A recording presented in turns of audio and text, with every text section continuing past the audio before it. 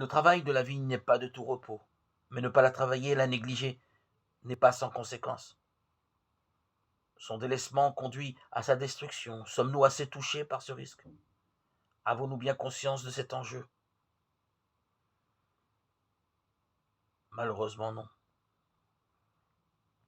L'appel de Pierre à devenir pasteur fait suite au récit d'une pêche abondante. Après une nuit sans succès, les disciples voient sur leur rivage le Seigneur ressuscité.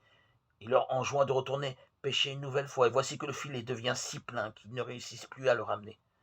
Cet événement correspond à un récit des commencements. Aujourd'hui encore, les apôtres sont invités à prendre le large sur l'océan de l'histoire et à jeter les filets pour conquérir les hommes au Christ, à Dieu, au Christ, à la vraie vie. Oui, nous les hommes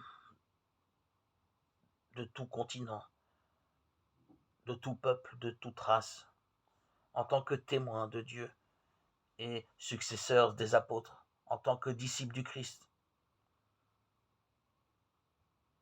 nous vivons aliénés dans les eaux salées de la souffrance et de la mort, dans un océan d'obscurité, sans lumière.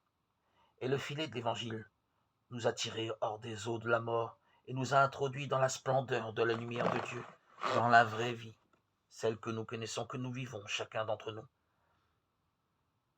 Il en va ainsi dans la mission de pêcheurs d'hommes, à la suite du Christ. Il nous faut tirer les hommes hors de l'océan salé de toutes les aliénations vers la terre de la vie, vers la lumière de Dieu, que nous goûtons nous-mêmes dans notre quotidien, pour la faire partager à ceux qui ne la connaissent pas.